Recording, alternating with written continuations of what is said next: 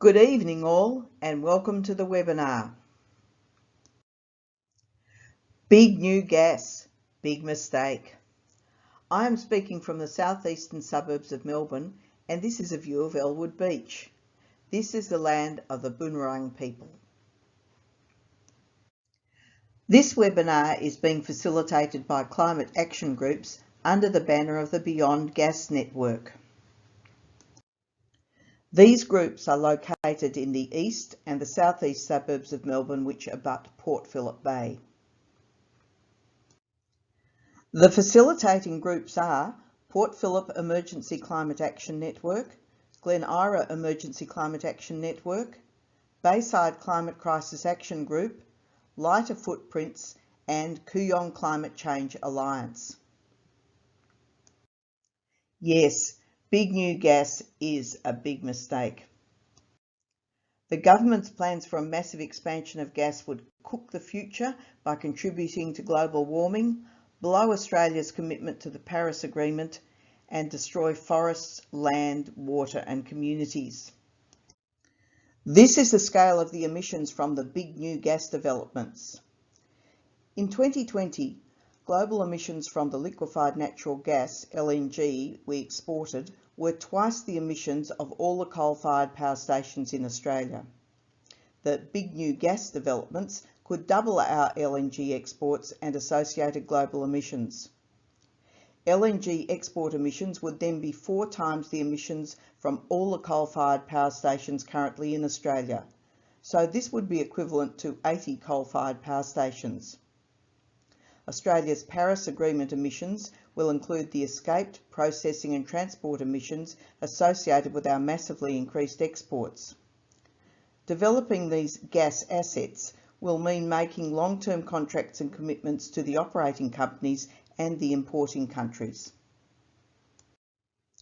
Tonight we will hear from speakers in Western Australia and the Northern Territory. The areas that will be spoken about are shown on this map. We will also hear about the impact the LNG expansion will have on Australia's carbon budget and commitments to the Paris Climate Accord. Now, Esther Abram will be our moderator this evening. Esther is the Giving Green Manager, Australian Environmental Grantmakers Network, with over 20 years' experience in the not-for-profit sector, working in senior leadership roles for environmental and philanthropic organisations. Esther will introduce our speakers, channel questions from our audience to the speakers, and finally hand over to Sue Dwyer, who will lead an action for your participation. Over to you, Esther. So I'd like to now welcome the first speaker, who is Bill Hare. Bill is the CEO of Climate Analytics and an adjunct professor of Murdoch University. Bill's going to give us the big picture on big gas, where gas sits in relation to Australia's emission reduction commitments and how gas sits compared to renewables. So can I hand it over to you now, Bill? Thanks, Esther. I'll just start by sharing my screen, which is always the trickiest bit of the Zoom world we live in. I'm hoping everyone can now see the front slide of my presentation. Now, I'm going to step through quite a lot of complex stuff in 7 minutes. Each slide has got a graph and so on, and 1 or 2 key messages. So try not to focus on the graphs. They'll definitely be available for anyone who wants them, but on the big picture, I'm happy to answer questions as we go through at the end. Now, everyone knows about the Paris Agreement. Paris Agreement agreed to limit warming to 1.5 degrees. And the big next question is how to get there. And this figure is complex, but it shows where emissions need to go in order to limit warming to 1.5 degrees. And I think as everyone on this call would know, they need to be heading towards 0 by mid-century. Particularly carbon dioxide emissions need to reach net 0 by 2050 and total greenhouse gas emissions shortly afterwards. And that's the big theme, the big push that really drives nearly everything that follows in the next few slides. Now, of course, we all know the energy system has been dominated by fossil fuels for as long as anyone can remember.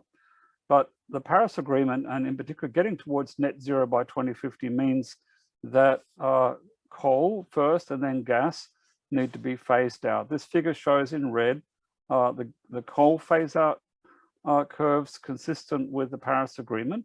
Coal essentially leaves the market by the 2040s, peaking very soon. And gas also follows. It's not as well understood, but gas also peaks relatively soon and drops towards around zero by 2050. It needs to be phased out essentially from the power sector by the 2050s. Now, if you look at a figure for Australia of 1.5 degrees Paris compatible pathway for Australia, you'll see a very similar shape. Emissions need to peak very soon, around 2020, and drop towards close to zero by 2050. This figure shows all sectors except the land sector. And the land sector is quite important in Australia for protecting our natural environment and so on, also very important for storing carbon, as we'll see in a minute. So to get to net zero in Australia, you'll see by 2050, there are still emissions left, principally from agriculture. It just can't reduce that fast. And to get to zero, we need to have a lot of storage in the land sector, which means we need to be stopping deforestation, and we need to be increasing the amount of storage that our forests and vegetation store. If we can do that, then we can get to net zero in Australia sometime between 2040 and 2050. But turning to the bigger picture now that we're discussing, gas. This is a picture from our own study of what gas use would look like if we weren't taking any action on climate change in Australia. The area at the bottom, blue, is the gas used in the power sector. And you'll see that even under business as usual assumptions, gas would also decline in that sector. At the top, you'll see the biggest source of gas use in Australia is in fact natural gas used in liquefied natural gas production. And you can see that would remain very, very high for a long time if we weren't pushing on and trying to implement the Paris Agreement. Now, looking at a pathway for natural gas under the Paris Agreement, you can see some very dramatic changes. You see in the power sector, coal gas use drops quickly towards zero by mid-2030s, essentially. That in all other applications, you see a transition away from natural gas in industry, steel, cement, and so on, relatively quickly, so that by the 2040s, you're essentially out of gas. You also see that in a Paris Agreement world, natural gas used in LNG production is reduced pretty close to zero by the 2040s, the mid-2040s. That's a very common picture for other countries as well, but it shows the dramatic changes that are needed in order to meet the Paris Agreement. But it also shows something else very important, that actually we don't really need all this gas that the gas-led recovery is talking about. The pathways here are technically and economically feasible pathways, and in general, they produce economic benefits and increased employment. In the power sector alone, by the 2030s, the increased employment, the net increase in employment could be in the many tens of thousands. Now, globally, of course, we're all aware that there's been a very big push towards net zero. We have quite a lot of countries now covering about 73% of global emissions who have committed to or are in the process of committing to getting to net zero by around 2050 or shortly afterwards. Now, what does this mean? It means that a lot of countries are making promises to get onto the Paris Agreement pathway. It doesn't mean they're actually doing it. So that's a big question, of course, but it means the whole political mood is changing. If some of these major economies get onto a zero emissions pathway, and the outlook is quite good for countries like Japan, China, and South Korea, this covers most of Australia's fossil fuel exports.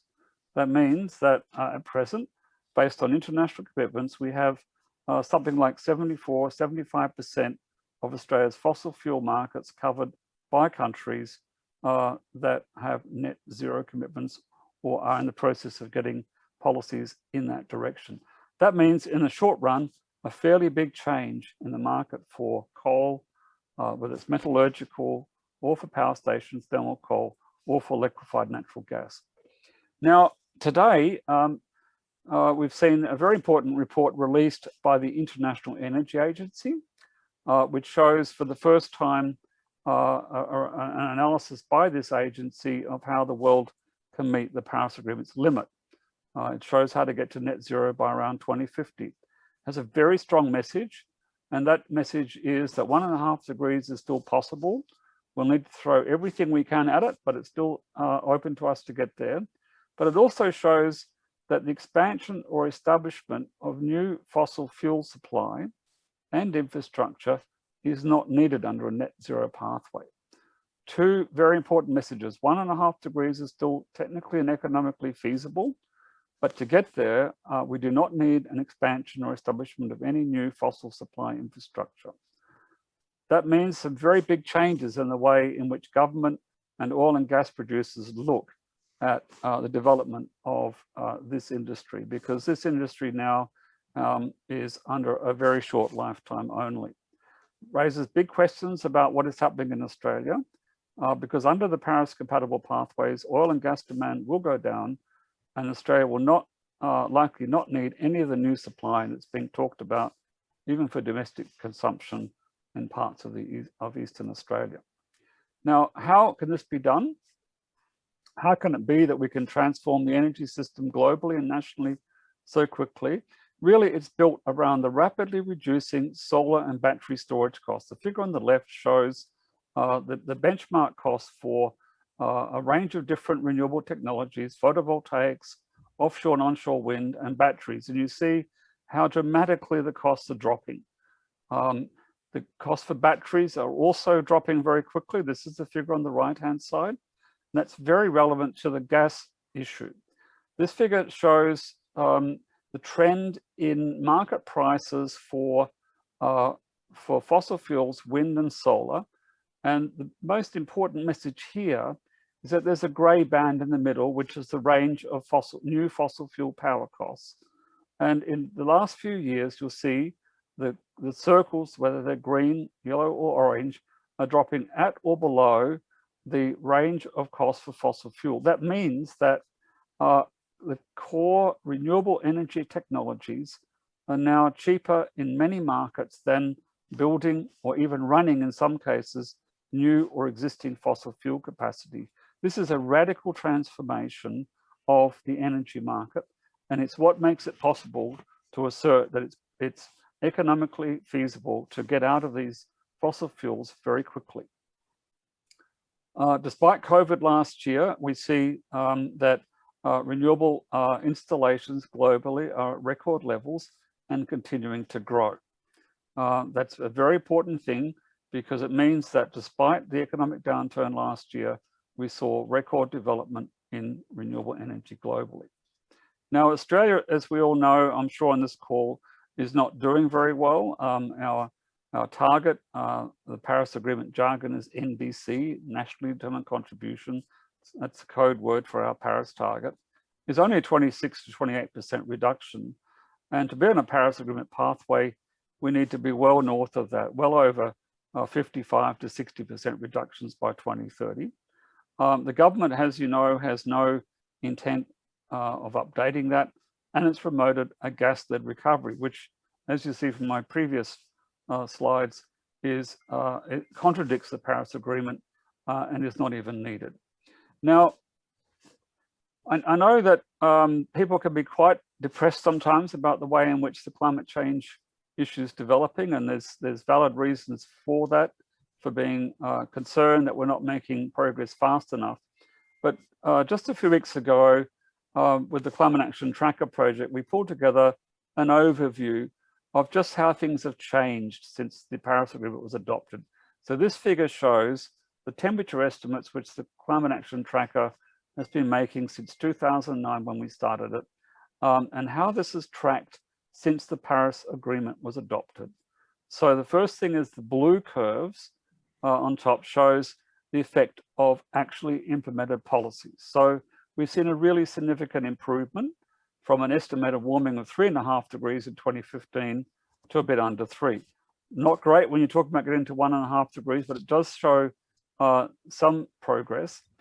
The grey curve shows the actual ambition, the promises that countries are making. And that shows also a steady improvement, but it does also show between 2015 and 2017, the rollback from the Trump administration and from Russia.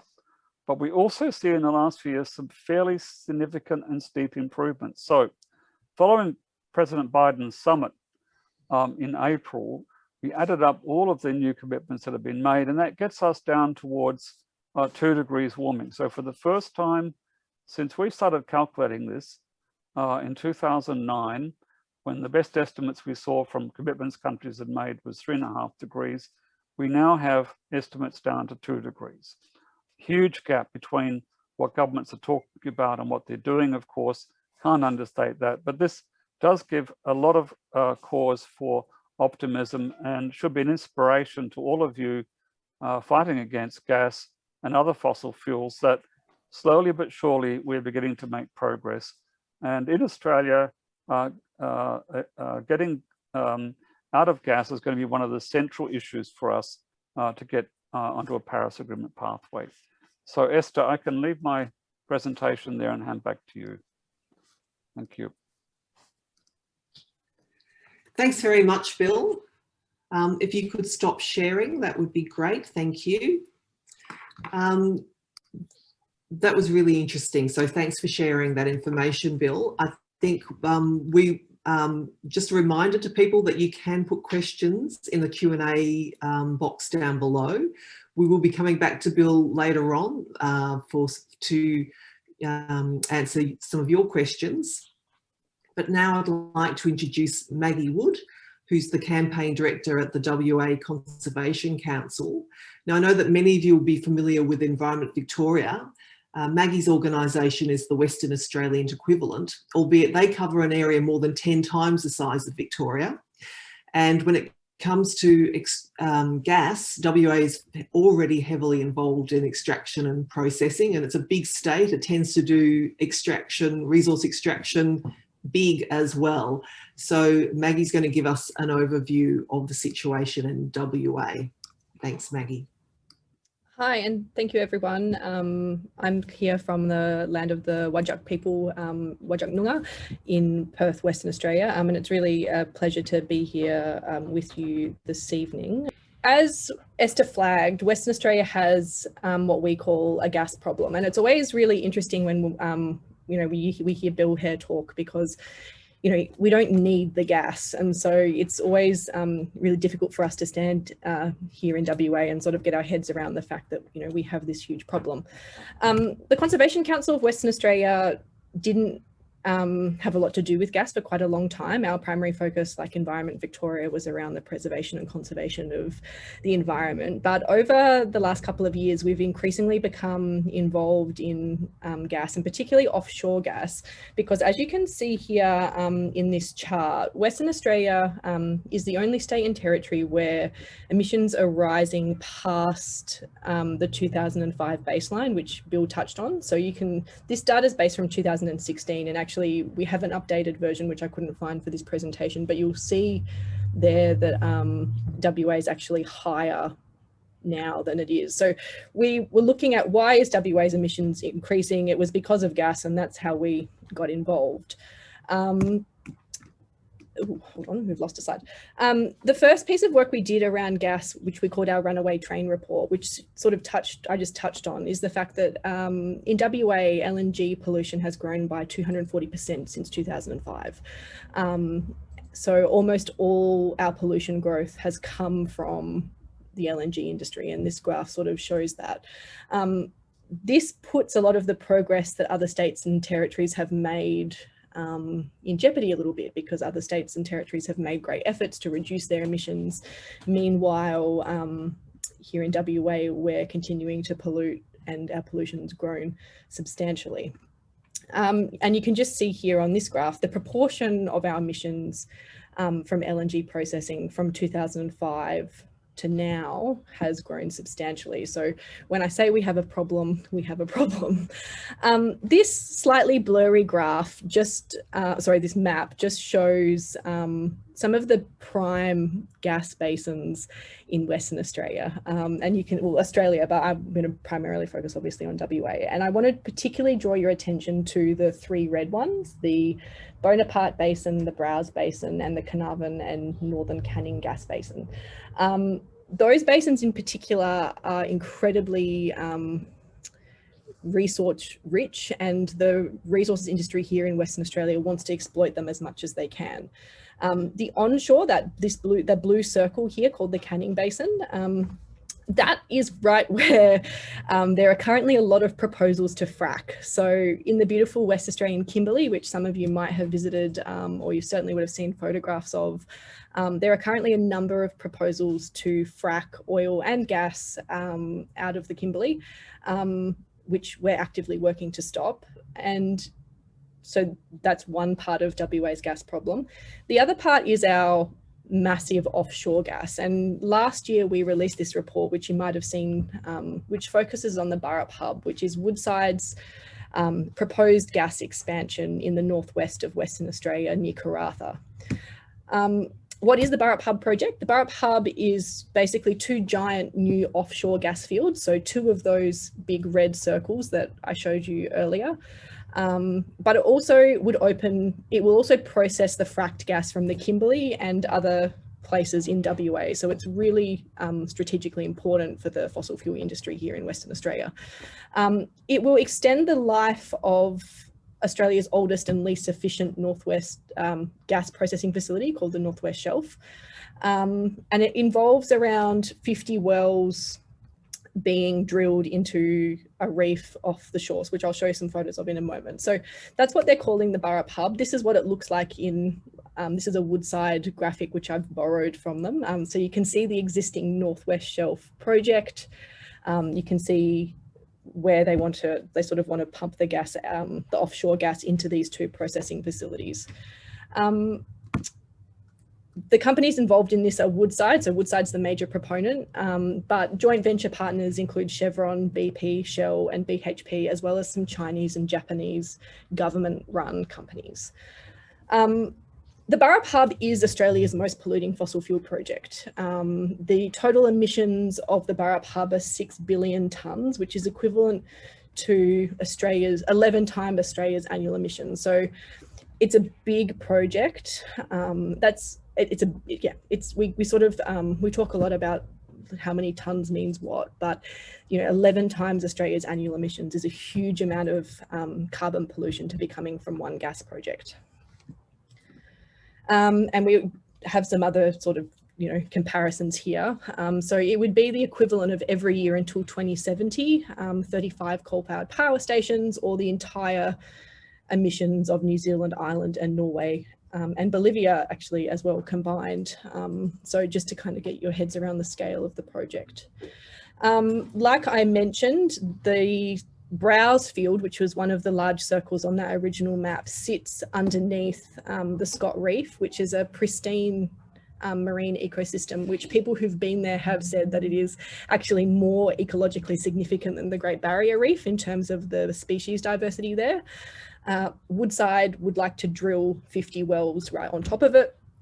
It's also a migration route for humpback and pygmy blue whales. So you might start to get a sense of why not only is it hugely damaging for the climate, it also has a real ecological impact.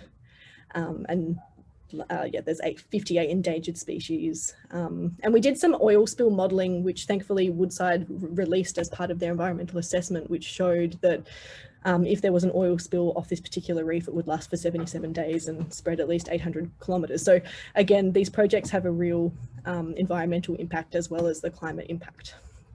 The other thing which I just wanted to draw to your attention very quickly is that the Burrup Hub is located on the Burrup Peninsula, which is home to some of Australia's oldest and most important Aboriginal heritage sites. The Burrup Murujuga rock art is over 50,000 years old, and it's the world's largest complete collection of this type of art, which is petroglyphs. And the Burrup Hub is continuously eroding and destroying these those pieces of art. So we're trying very hard to protect them. I just also wanted to flag, we hear a lot that gas is a huge employer. Actually, you can see from this graph, and this is modelled off work the Australia Institute did, that actually gas is the worst, well, the smallest employer in WA, and per dollar of investment, gas is also actually one of the worst things that you could invest your money in if you were looking to create jobs.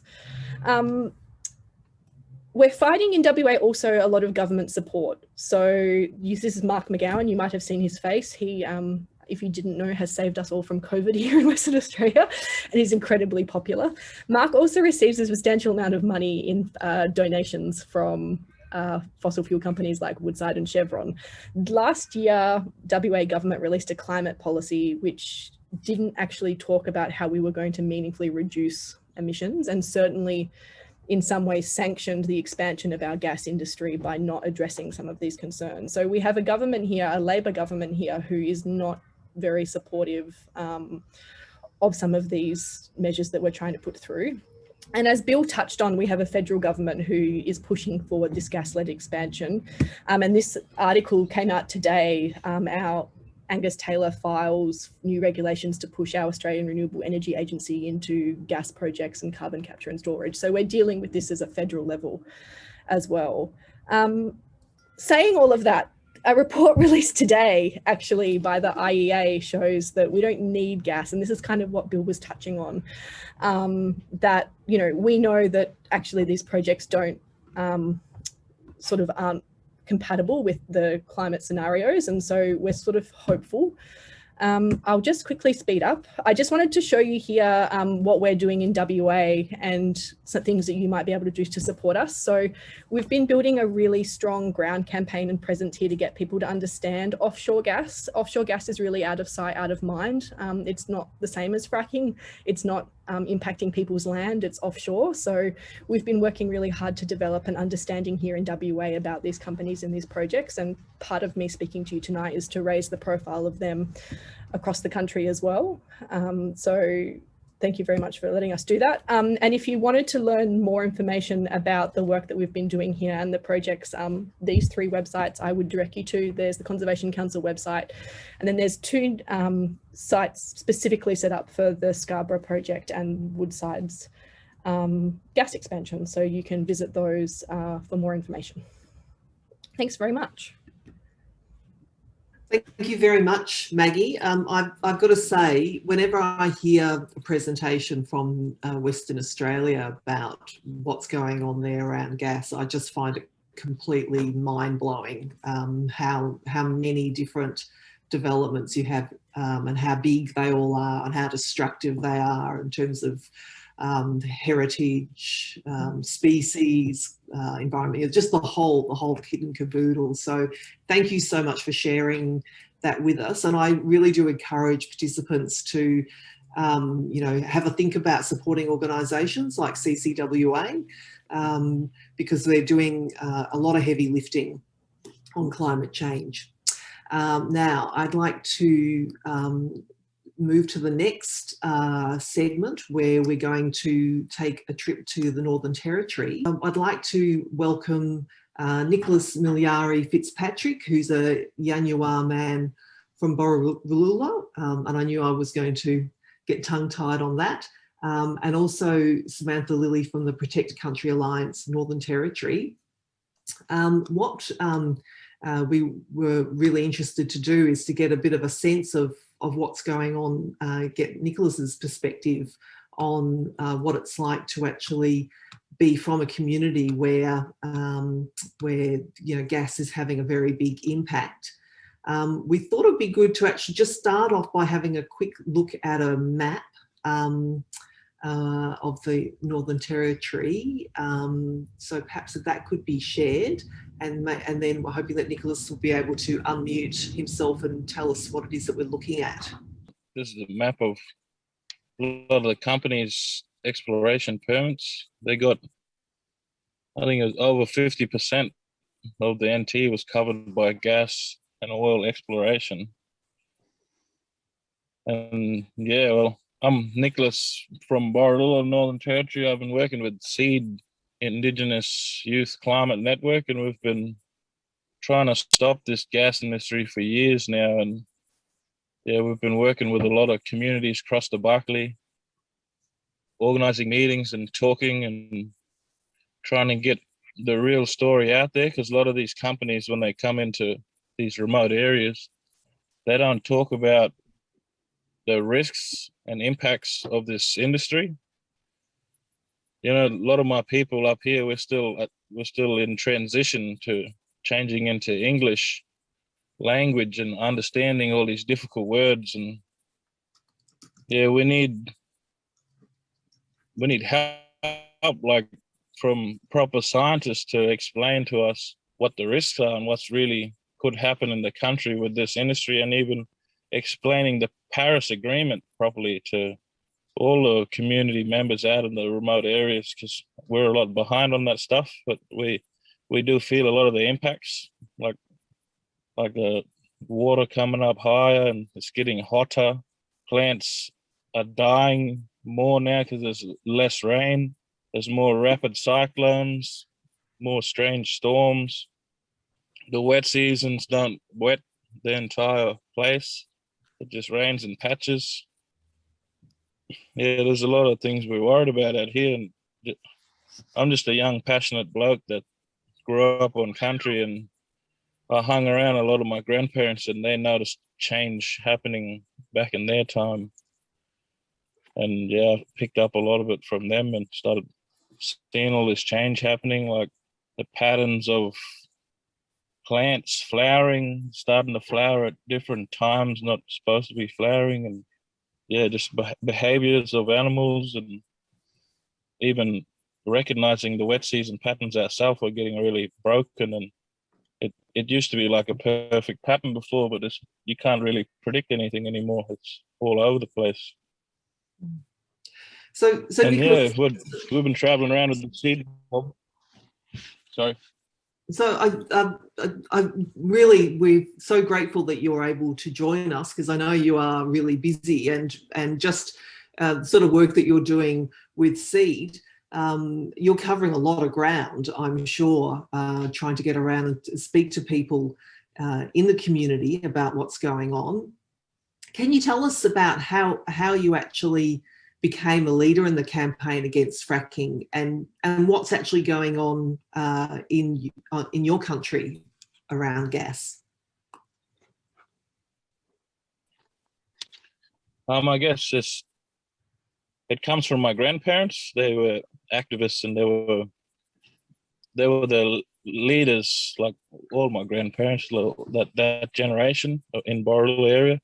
They were the leaders of land rights, and we was the first land rights claim and the longest land rights claim in the history of Australia. So the protesting for the right things, it goes back a fair bit of time in the blood. But yeah, I actually went and worked in the gas industry that was happening in Borroloola about 8 years ago, and I knew nothing about this industry. They don't teach us anything about this industry, and I was really concerned what they're doing on country. And yeah, I went and worked with them for about 4 or 5 months and worked closely with these two geologists that explained the impacts of conventional drilling and everything. But then I started asking them questions about fracking, and they basically taught me within 2 months everything I needed to know about this fracking method of extracting gas and oil.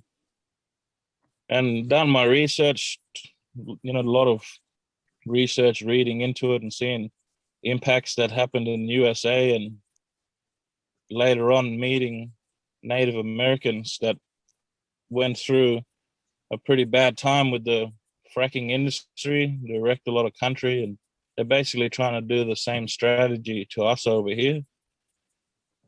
And yeah, it just made me worry really sick. These two geologists, they told me that if any company was going to go and frack in that country, that I had to do everything I could to stop them. And, these more worked in the conventional gas drilling industry, but they were dead set against fracking because it's a very risky method of extracting gas and oil and down deep in the shale, and they've messed it up in a lot of places around the world.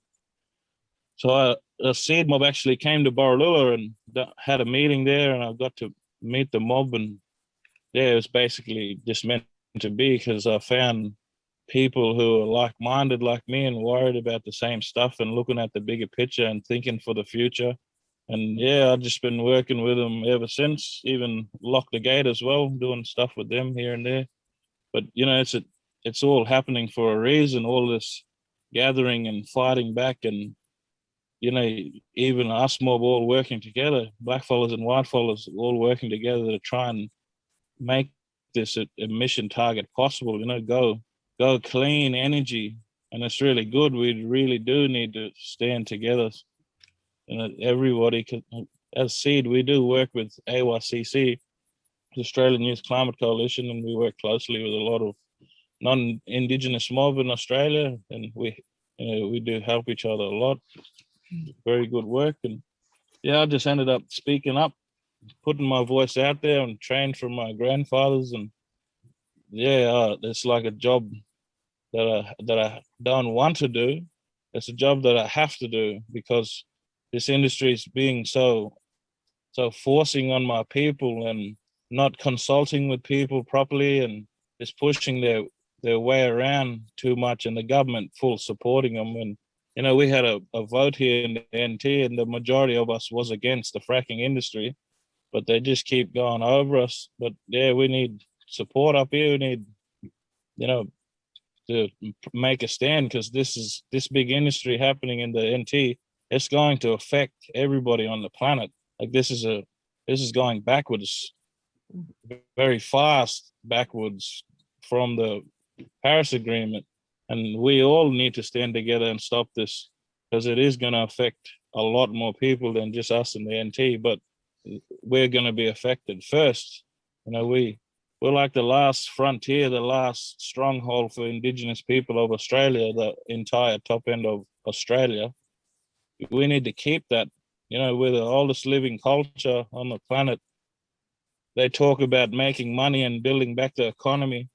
If the government helped us with programs to bring tourists into our communities and cultural educate people, tourists, even Australian tourists, overseas tourists, everybody that wants to learn the oldest living culture on earth, you know, there's a big industry there for tourism. It's the second biggest money that comes into Australia. And I'm pretty sure we can make it the first biggest income. You know, we want to keep our culture, keep our languages, and grow back strong. We already have so many problems in the NT, so many youth in jail, so much other adults, Indigenous in jail. We're heading down a wrong track, and, you know, coming together and standing up for something we all believe in, like, and it is the right thing to do. That's the way forward. We really need to first save the land, save the climate, and then we can start figuring out how we're going to fix everything later and build up the economy, you know, with future jobs that go into the future for a long way. Like Indigenous mob are going to want to learn their culture, learn their language to teach tourists. And, you know, if government is influencing us to learn our languages and teach this stuff again, like it's basically illegal in the curriculum to speak our languages and be taught our languages within school. Like it's still pushing us down a bit too much. And yeah, I'm really strong, and I stand against all of this industry that threatens our country. There's not only fracking, there's big mines like the MacArthur River mines. We got a big problem there with acid leaching rock coming into our river. And like out in the bush, these industries can get away with so much because they're out in the bush, nobody watching them. And yeah, we really need to plan for mapping out all the water tables and knowing what levels of what is in water all across our country here. So when anything messes up, we know instantly that industry is the one that caused it. Yeah, and like a big network like we have here. So Nicholas, we've just it's the kind of stuff we need to work all together. So Nicholas, thank you very much. You know, the chat, I don't know if you can see the chat on your screen, but the chat's there's a lot of very positive and enthusiastic comments about what you've been saying. A lot of people giving you thanks for your fight and saying that they really want to fight with you. So thank you so much. And I know that there'll be, don't go away, because I am going to open up to Q&A in just a minute. But before I do that, I did want to actually let everyone know to have a look I think Samantha will actually share something in the chat, a link to the Stop the Fracking Vandals petition. Now, this particular petition, it's an online submission process, and this website's been set up to help you, put in a submission, but they're due by tomorrow. So I just wanted to flag that and encourage you just to spend a few minutes using the link to send your own objection. So we're going to go into Q&A now. So I'll ask all the speakers to put their cameras back on, and I'll just quickly look at my list of questions, because we've had a few that have come in, so that's great. All right, I think this one's a good one to kick off with.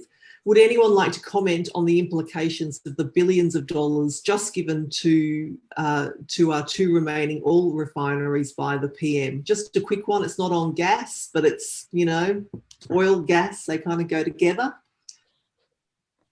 Bill, is that something you've got? Yeah, sure. Look, I think I put some information in the chat there as well, but it's obviously really bad what's happening there. There's no support for electric vehicles. The support which the refineries are getting is to clean up the fuel that they produce substantially, which should have already been improved years and years ago. And that the real way to improve fuel security in Australia is by moving to electric vehicles. That would obviate the need to invest in refineries. They could quietly close down and be cleaned up, and it's going to be expensive to clean them up. But that would also improve our economic outlook as well. So it's a major fail by the government. I think every commentator that's anyway removed from the government is saying the same thing. Yeah. Okay. It seems that because our government is owned by the fossil fuel industry, there's little space for the science or threats of stranded assets to impact policy directions. And using the example of the propping up of the oil refineries, is there any thoughts on ways to address this? Maggie, what do you think? You're in a very particular political situation in WA with the most popular premier on record, and very much locked into a particular approach. What sort of what arguments work? What tactics work? Yeah, it's a really good question. And I think Bill also answered it quite well. I think, and WA, I'll say, is a little different to the eastern states. I know we like to tout that we're different, but in practice, actually, it is different campaigning here. I agree the science doesn't work. And part of what we've done with a lot of different other partner organisations across the country is really test with different groups of people around what messages are getting across. And what we've found here, particularly in WA, is that people don't particularly care or are not emotionally affected in a way that means that they're not willing to change their job or not invest in Woodside when they hear the Paris Agreement, when they hear climate change is happening. What messages have really worked for us is around fairness. And so we find that we get a lot of success when we look at the taxes and royalties and subsidies that the gas or fossil fuel industry do and don't get. That's been quite successful for us. The other thing is around the jobs, and we've been pushing really hard here in Western Australia around trying to crack that narrative that the gas industry doesn't provide these jobs that they're supposed to. But I think I would also reiterate what Bill said, and is that there is an increasing amount of pressure being applied to these companies around carbon risk. I don't think the investor groups are totally as sophisticated as we would want them to be in terms of their understanding of it quite yet, but I think they're getting there. And so really engaging with that process where we can. Market Forces, ACCR, there's some fabulous organisations who are focused on doing that. But I think, you know, that's where the power is for the people, is letting these companies know that, you know, we don't want our superannuation or our other investments put into these fossil fuel projects. And we are starting to see that shift, I think. So just a bit of a question. This is a bit of a technical question, but I think it's a good one. Is there a significant difference in emissions from offshore gas drilling and onshore fracked gas? Is one better than the other? I don't think so, no. I think that what you see, let's say I'm thinking about Western Australia and the Northern Territory, I guess, on the numbers, but offshore gas has got increasingly carbon intensive as it's tapped into lower and lower quality resources, very high carbon dioxide in the reservoirs, long way pumped offshore. All that adds immensely to the CO2 emissions from a ton of LNG. In fact, for some of the new facilities, they really are CO2 factories with an LNG byproduct, frankly. Now, of course, fracking can also release a lot of methane if it's done badly. But the big issue with fracking is the complete destruction of land. I think, yeah, sure, that it can be carbon intensive, it can be a mess, but you know, when I look at what's happened up in the Fitzroy and the Kimberley, it's a disgrace, absolute disgrace. And I talk to people up there on country, it's just really devastating. And I think that's a really big issue there. And so, Nicholas, you probably have a view about that as well. Like, what's from your perspective around fracking and on country? What's the impact? It has a pretty great impact on our people out here, because an industry like fracking, it threatens our water table, and our water table is very connected to each other out here. We're pretty much on one water table, and there's a bit of science been done by the CSIRO about finding some little prawns in the basin here, and then about 400 k's from here, they found the same prawns, and they're the same DNA. So it just proves that water from here in the Borroloola Basin is running towards Mataranka and down towards the sea that way.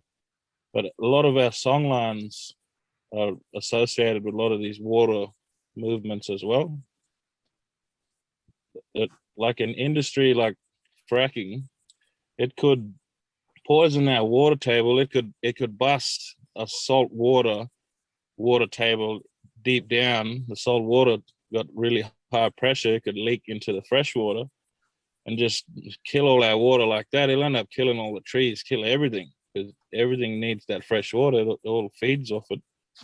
You know, this country in the Northern Territory here, unfortunately, for us, really, there's so much minerals. We got gold, biggest deposits of gold, uranium, iron ore, copper, lead and zinc, like oil, gas, you name it. Like, if they wreck all this country up here, it's wrecked to my people forever. But it's not wrecked to the government, because they can come in and just dig up and take all these other minerals and keep making money for years and years to come. And just the last front of Australia will just be a big mining pit. Like, I see this industry affecting our water table. It's not when, it's not, you know, it's inevitable to happen. This thing is going to leak. You know, water tables are going to get contaminated, because the erosions of all the chemicals down already in the ground, like the high salt and other stuff, is just going to eat through the concrete, eat through the steel, and there's going to be leaks. It's bound to happen. And, you know, moving us, it's going to hurt all of us, because we are part of that country. Drilling through the country, drilling through the people, we've won with that country. And yeah, we had enough of, you know, mass murder of country. And, you know, we want to see the pristine stuff where the song lines pass through, where there's nothing cutting the song lines. It's still good. We want to keep it that way, you know. we want to keep our culture, because the main thing why a lot of my fellow Indigenous people across the world, you know, we're getting pushed down. We're making us feel like our language and stuff is just nonsense, and you know, you just forget about it. Mining is the way to go. Like it hurts us. We end up in prisons. We end up doing all this stuff. It's no good, and it's happening still today in 2021. The NT government want to lock up 10-year-olds and send them to prison, and you know, that's too young. We need to fix all these problems, and it starts with giving us the full recognition of our country, consulting with us properly, because we are the true traditional owners, and you know, making proper agreements. They keep pushing us with these industries like mining. You know, we need alternatives. We need the government to offer us stuff in cultural education to build our community up, and even agriculture, and just grow food, you know, have cattle, become a strong unit in the bush, like turn our generators off, have nothing but solar power, you know, but all they want to do is the opposite. They want to keep wrecking all our country, taking all this gas and oil from us. A lot of my people struggling already. When people do end up making agreements, it's because we're being kept in poverty, and they just take advantage of that, take advantage of our lack of education as well. There's young fellas like myself that's, you know, coming up with education.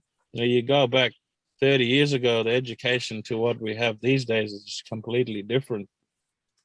And yeah, we're starting to catch up with the advanced English, and you know, using interpreters, even if it's broken English to advanced English to simple English, like it.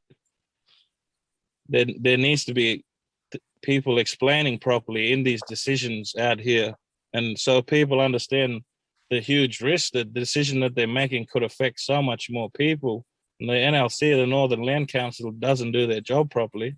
They just paid out by the miners pretty much, and they set up my people with, well, they just talk about royalties, come to the meeting, and that's all that's in their head is royalties, and they pretty much sign whatever the white fellas are talking about. Like it's just too complicated for them to understand. All they're understanding is the royalty part, and that's how a lot of these conventional gas agreements in the Northern Territory were first made. They were tricking people into signing all these agreements, not doing their job properly, and there's a lot of corruption in that area there. But I'm pretty sure if you explain it to every Indigenous person properly what the decision they're going to make when they sign an agreement with a mining company, they're going to say no every time. Like it's just not what we want. It's not,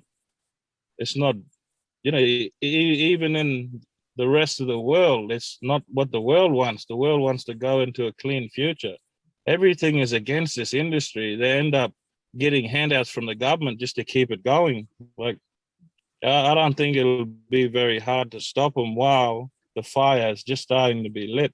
You know, we don't want it to end up with thousands of wells across the NT. There's going to be hundreds of thousands of people affected in the spirit, in their body. We're all going to be hurting once we start seeing all them impacts around our country here in the territory. It's going to turn this place upside down, violent pain, suffering. We already had enough of that stuff.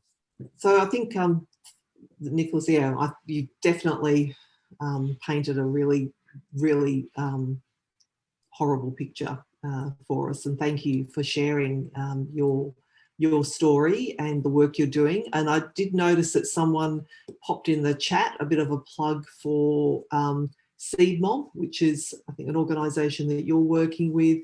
That's came out of AYCC, but it's essentially for young First Nations people, people like Nicholas, who go out and talk to the community and keep people informed. So really good thing to support.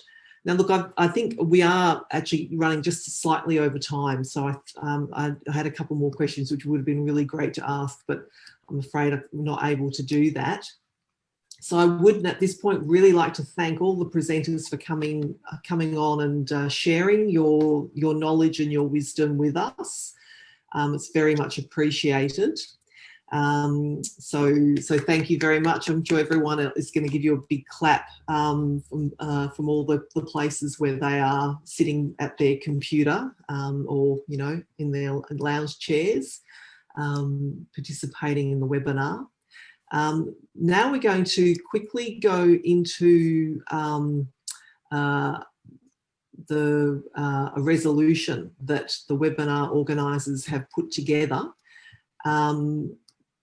Now I think that this is going to be shared up on the screen, and there's going to be a poll put up there at some point. Oh yes, now can people see that the poll, has that popped up? What the resolution says is that this forum calls upon the federal government together with state and territory governments to plan and support a rapid national renewable energy-led recovery, and secondly, to cease subsidies and implement a plan to quickly phase out gas mining. And you can vote, agree, disagree, or not sure. We'd really like everyone to vote, and we will come back a bit later and tell you how that's gone. I'm about to hand you over to Sue Dwyer, who's going to take you through the guided email writing session. So Sue is from Climate for Change, and she's very good at writing very effective emails to communicate with politicians. So over to you, Sue. Hi everybody, I'm Sue. I'm speaking to you from Wurundjeri country in the Kulin Nations, and I'm the coordinator of Climate for Change's MP engagement program. Thank you so much to all the wonderful speakers. That was amazing. Particularly listening to Nick, I was very moved by lots of the things that you were saying. I'm just about to post in the chat a link to a document that was mailed out, but just in case you didn't receive that. So the premise for this next part of the webinar is taking some action. And firstly, in Australia, we actually live in a fairly robust democracy compared to a lot of the world, though we have lost faith in it. MPs are elected as our representatives, and therefore their job is to represent our views as voters and constituents. And they want us to vote for them. They want to know what the mood is in their electorates and what constituents are thinking. But they can't know that unless we tell them. So we have to have a loud voice. We have to be telling them what we want. They're not telepathic, and they're obviously not doing what a lot of us would like. So we've got to tell them pretty loudly and often what we want. And we desperately need carbon emissions to go down fast to have a safe future. We know that individual and industry actions on their own aren't going to be enough to bring emissions down at the scale and speed we need to make a difference. We need government policies to support emissions reduction. And there's plenty of solutions available, but unfortunately at present we're lacking the political will to make them happen. So the evidence is that engaging with MPs works, and the most recent evidence of this is the win over the AGL gas import terminal at Western Port in Victoria, which is not going ahead. Thousands of people and organisations signed petitions, contacted their MPs and made submissions to the government to ask for this to be stopped, and it was. And staffers tell us that the more noise we make, staffers and MPs tell us this, the more noise we make, the more they take notice. And even simple emails get attention, particularly if they get a number on the same issue. And so this is a simple, gentle action, but incredibly powerful. And each email they receive on an issue means lots of other people feel the same way. So if you send an email, you're speaking on behalf of a lot of other people. So tonight and over the next few days, we're aiming to get hundreds, if not thousands, of emails out to MPs. Calling your MP is even more powerful. So if you get a chance over the next few days, please do that. And visiting is even more powerful again. So if you're up for it, ask for an appointment. Are there any more questions? We've only got a minute or two left for this activity. And then Esther will be back to give us the results of the poll, and How's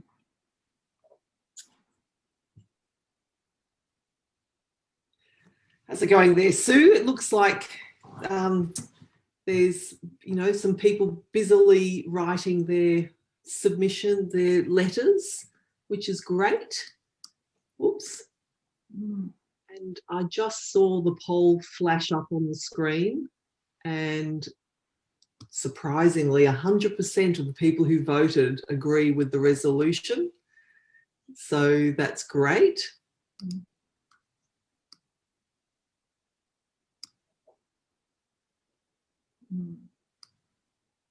So I think we're now getting pretty close to the end of the session, and really, perhaps it's just good to try to wrap things up by, and I think I'm ad-libbing a bit here, Sue, and I think we might get you to join as well. I've just been reading the comments on the chat, and looking at where people come from who've attended the session. And it does appear that we've had people participating from a very big geographical area. Yes. And have been very engaged with the speakers and feel very passionately about the topics that are under discussion. Yeah. How do you feel about how the presentations went? I think they were amazing. I was very moved by Nick's and the information from Maggie and Bill was fantastic as well. It looks like we have people from right across Australia, and it just shows that this is not a problem that is specific to one area. And just because things are happening up in the Northern Territory or Western Australia, which is a long way from Victoria, where I think most of our attendees are from, it's still very, very important. And the amount of emissions that are going to be generated by all this gas activity is just insane.